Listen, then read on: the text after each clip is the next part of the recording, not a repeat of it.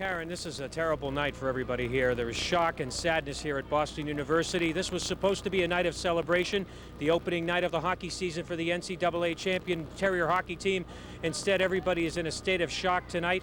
Instead of pageantry and excitement about the beginning of this hockey season, there is instead concern about the health of a young hockey player. It all happened so quickly. 19-year-old Travis Roy, a freshman playing in his first game for Boston University on his very first shift.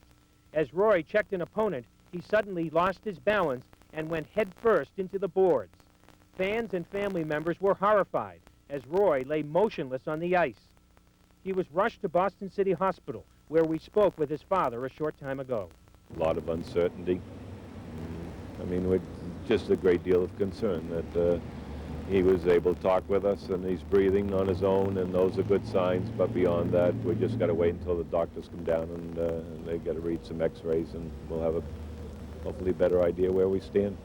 Did he say anything to you about the hit or the incident? No, I mean... Does he remember it? Oh, yeah, well, I think in that extent, but basically he just looked up at him and he said, I'm in big trouble. And this is a boy that's a young man that's never been hurt and playing sports and so forth. I mean, he's been hurt like any athlete, but nothing for him to say something like that. So we're really concerned. Travis Roy is from Yarmouth, Maine, just north of Portland, a hockey hotbed. A career at BU is a dream come true for him. Now the dream is in jeopardy. Tonight at Walter Brown Arena, the usual pageantry of a BU hockey game was mixed with shock for fans. I was stunned. That was the worst injury I've seen on the ice.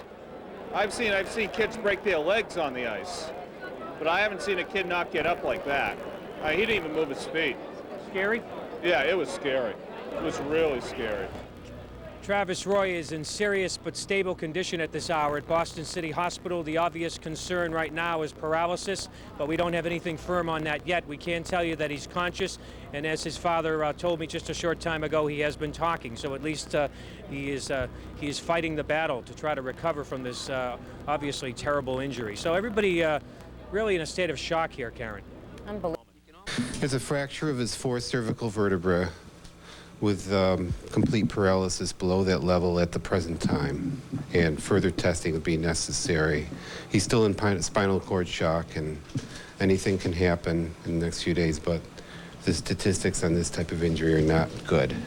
As far as major recovery, usually in the first couple of days, but after that, usually you can get changes of levels. In other words, he can get some recovery in certain levels below the C4 level after that. So you have to kind of wait till the spine and kind of... Right, and he will require surgery at some point. Roy was badly hurt last night as he crashed into the boards head first. As WBZ's Ted Wayman discovered, family and friends watched in horror as it happened. He laid on the ice last night. When I first went out, he looked up at me, and I said, Trav, come on, it's a game, time to get up and get going. And he looked at me and he said, Dad, I'm in big trouble. Team doctor Anthony Skepsis says he fractured the fourth cervical vertebra, and statistics are not good for that type of injury. He'll be in spinal shock for 24 to 48 hours. If he comes out of spinal shock and there's been no change in his neurological status, the prognosis or outlook becomes grim for major recovery. He fractured or shattered this vertebra, and at the time of the impact, this put pressure on his spinal cord and caused a major contusion or injury to his spinal cord, which causes nerve injury.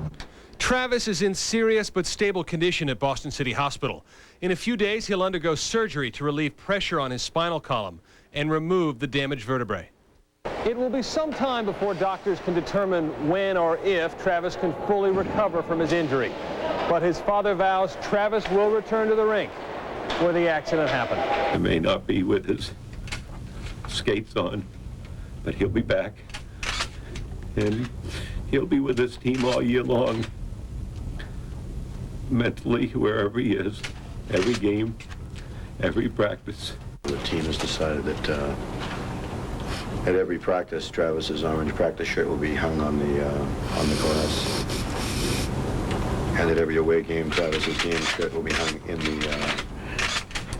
in the players' box, you know, on our bench with his name on it. Travis, although his career was a very, very short one here at BU as it looks right now, last night was his proudest moment. Yeah, he's my son and he's special, just as your children are special.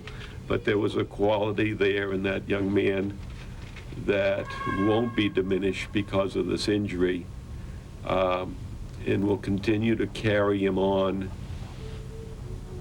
in this world in the way that he always has been, a caring, loving person who worked very hard to attain what he was able to attain.